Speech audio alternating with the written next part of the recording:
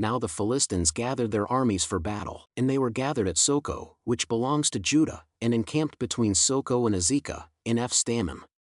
And Saul and the men of Israel were gathered, and encamped in the valley of Elah, and drew up in line of battle against the Philistines. And the Philistines stood on the mountain on the one side, and Israel stood on the mountain on the other side, with a valley between them. And there came out from the camp of the Philistines a champion named Goliath of Gath, whose height was 6 cubits and a span. He had a helmet of bronze on his head, and he was armed with a coat of mail, and the weight of the coat was 5,000 shekels of bronze. And he had bronze armor on his legs, and a javelin of bronze slung between his shoulders. The shaft of his spear was like a weaver's beam, and his spear's head weighed 600 shekels of iron.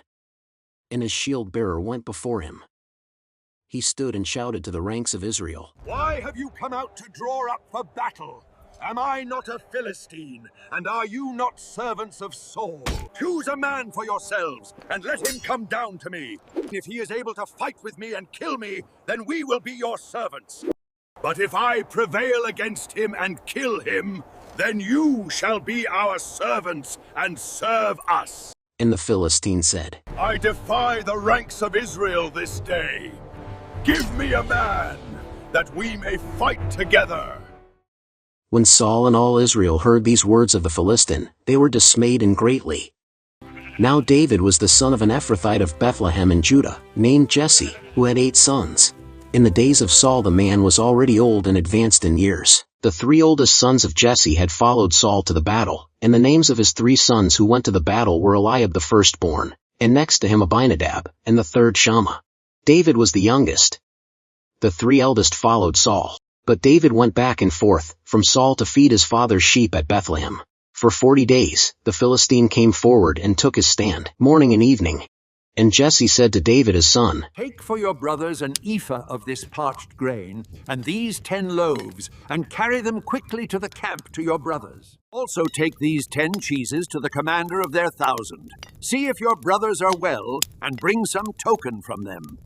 Now Saul, and they and all the men of Israel were in the valley of Elah, fighting with the Philistines. And David rose early in the morning and left the sheep with a keeper and took the provisions and went, as Jesse had commanded him, and he came to the encampment as the host was going out to the battle line, shouting the war cry. And Israel and the Philistines drew up for battle, army against army. And David left the things in charge of the keeper of the baggage, and ran to the ranks, and went and greeted his brothers. As he talked with them, behold, the champion, the Philistine of Gath, Goliath by name, came up out of the ranks of the Philistines and spoke the same words as before, and David heard him.